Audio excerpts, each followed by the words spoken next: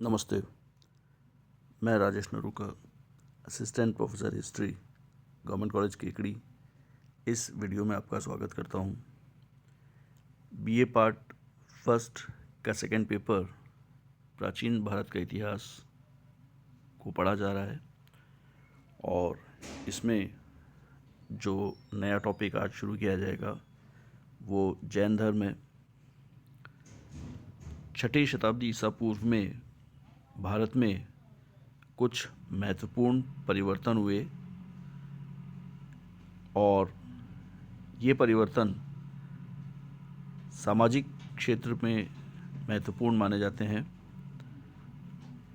इस समय जो प्राचीन भारतीय धर्म था उसमें कुछ महत्वपूर्ण परिवर्तन विभिन्न कारणों से हुए। जो स्थापित धर्म था उसमें समय के साथ साथ कुछ जो रूढ़ियाँ हैं वो डेवलप हो गई थी और कुछ जो बातें हैं वे प्रासंगिक नहीं रही थी। और सामान्यतः जिस प्रकार से सभी धर्मों में होता है कि जिस समय किसी भी धर्म की स्थापना की जाती है उस समय के अनुसार उसके नियम और अन्य चीज़ें जो हैं उनकी रचना की जाती है, लेकिन समय के साथ साथ उनमें कई ऐसी मान्यताएं होती हैं जो अपना जो इम्पोर्टेंस हैं वो खोने लगती हैं, क्योंकि विकास हो जाने के कारण या और अन्य कारणों से उन चीज़ों का महत्व इतना अधिक नहीं रहता। और इसीलिए समय समय पर विभिन्न धार्मिक सुधार आंदोलन सभी स्थापित धर्मों में होते रहे हैं। प्राचीन जो भारत का धर्म था उसमें भी कुछ जटिलताएं, कुछ अंधविश्वास और कुछ कर्मकांड ऐसे आ गए थे जिनका विरोध हुआ। और ये जो विरोध है वो 6th सेंचुरी BCE में मूल रूप से हुआ और इसी कारण से भारत में 2 नवीन धर्मों का प्रारंभ हुआ जिन्हें जैन धर्म और बौद्ध धर्म कहा जाता है। इसी काल में विभिन्न बौद्धिक एवं तार्किक चिंतन का विकास हुआ जिससे इन धर्मों का विकास हुआ। इस काल में धार्मिक आंदोलनों के उदय होने के लिए कुछ कारण उत्तरदायी थे जिन्हें महत्वपूर्ण माना जाता है और उनमें जो महत्वपूर्ण कारण था वह था समाज में ब्राह्मणों का प्रभुत्व। जो वर्ण व्यवस्था भारत में आर्यों के आने से प्रारंभ हुई थी उस वर्ण व्यवस्था ने कुछ जटिल रूप धारण कर लिया था। हालांकि इसकी शुरुआत केवल इस आधार पर हुई थी कि आर्यों और अनार्य जो कि पूर्व में ही यहाँ पर निवास कर रहे थे उनमें रंग भेद था, वर्ण का डिफरेंस था। इसलिए कलर डिफरेंस या वर्ण डिफरेंस के आधार पर वर्ण व्यवस्था प्रारंभ हुई। और जैसा कि किसी भी समाज में अलग अलग कार्यों को करने के लिए डिवीज़न ऑफ लेबर के लिए समाज में अलग अलग जो कैटेगरीज़ हैं उनका विकास होता है, ऐसा ही भारत में भी हुआ। और ब्राह्मण, क्षत्रिय, वैश्य और शूद्र वर्णों का विकास भारत में भी हुआ। और दिक्कत मूल रूप से उस समय आई जब इन जो वर्ण हैं इनके जो एग्जिस्टेंस है वो कर्म के बजाय जन्म के आधार पर ये वर्ण अस्तित्व में आने लगे। और उत्तर वैदिक काल के पश्चात जन्म के आधार पर वर्ण का निर्धारण होने से समाज में जो सह अस्तित्व की जो या समन्वय की या कोऑर्डिनेशन की जो चीज़ होती है उसमें कमी आई और समाज में धीरे धीरे ब्राह्मणों का प्रभुत्व बढ़ने लगा।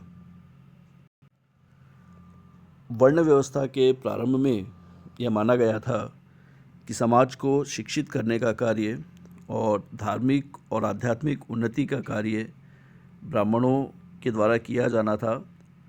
ऐसा हुआ भी, लेकिन जब धर्म में कर्म कांडों की संख्या बढ़ने लगी और यज्ञों का महत्व बढ़ने लगा, उसके पश्चात यह माना गया कि ब्राह्मणों का जो प्रभुत्व है उसके समाज में बढ़ने से जो बाकी वर्ण थे उन्हें दिक्कतें पेश आने लगी। जैसे यज्ञ आदि जो हैं वे ऋग्वैदिक काल में भी थे, लेकिन इन यज्ञों का जो किया जाना था उसमें अंतर आने लगा। जहाँ ऋग्वैदिक काल में यज्ञ व्यक्ति स्वयं कर लिया करता था और इनमें अधिक खर्च नहीं होता था, वहीं समय के साथ साथ ये यज्ञ बहुत अधिक खर्चीले होने लगे। किसी भी यज्ञ को आयोजित करवाने के लिए ब्राह्मणों की जो आवश्यकता थी, उनकी जो संख्या थी, उसमें बहुत अधिक वृद्धि हो गई। इसमें उपयुक्त होने वाली सामग्री जो है उनमें भी बहुत ज़्यादा वृद्धि हुई और कई यज्ञ तो कई कई दिनों तक आयोजित किए जाते थे।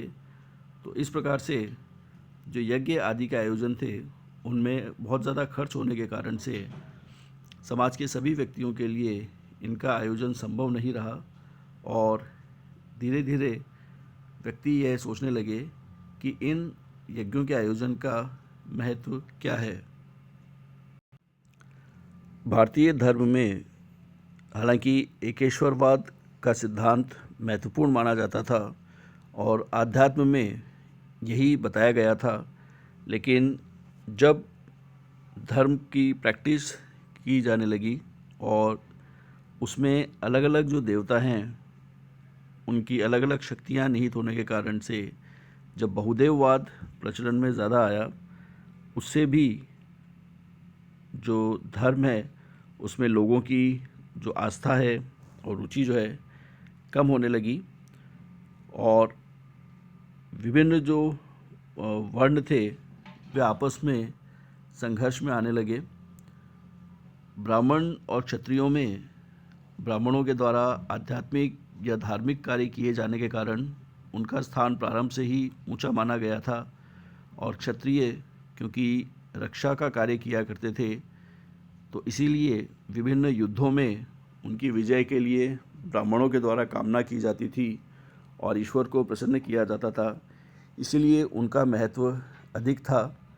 लेकिन जब ब्राह्मणों का स्थान या वर्चस्व बढ़ने लगा तो ऐसा माना जाता है कि जो विभिन्न क्षत्रिय वर्ण थे उसमें भी उनके विरुद्ध कुछ बातों का समावेश हुआ और एक संघर्ष की स्थिति देखने को मिलती है। वैश्य हालांकि सारी अर्थव्यवस्था उन्हीं पर निर्भर थी और वे अत्यधिक संपन्न थे, लेकिन वे भी ब्राह्मणों के नीचे के स्तर पर आते थे और शूद्र भी ब्राह्मणों के जो व्यवहार है उसके कारण से क्षुब्ध थे और वे भी इस व्यवस्था से संतुष्ट नहीं थे और इसीलिए जब 6ठी शताब्दी ईसा पूर्व में समाज में धार्मिक क्षेत्र में कुछ महत्वपूर्ण परिवर्तन हुए, तब लोगों को बड़ी आसानी से इन सभी लोगों का समर्थन प्राप्त हुआ। इस विरोध स्वरूप भारत में जो 2 धर्म विकसित हुए उनमें जैन धर्म और बौद्ध धर्म कहे जा सकते हैं। जैन धर्म हालांकि इसकी शुरुआत प्रारंभ से मानी जानी चाहिए, क्योंकि जिस समय की बात अभी की जाएगी 6ठी शताब्दी ईसा पूर्व, उसमें इससे पूर्व भी जो तीर्थंकर हैं वे हुए थे, क्योंकि जैन धर्म में कुल 24 तीर्थंकर माने जाते हैं, जिनमें से प्रथम तीर्थंकर ऋषभदेव को माना जाता है और 23वें तीर्थंकर पार्श्वनाथ थे और ये सभी तीर्थंकरों को बहुत उच्च स्थान प्राप्त हुए। इन्हीं में 24वें तीर्थंकर महावीर स्वामी को माना जाता है और मूल रूप से जो जैन धर्म के अनुयायी हैं उनकी संख्या महावीर स्वामी के पश्चात ही अधिक बढ़ी।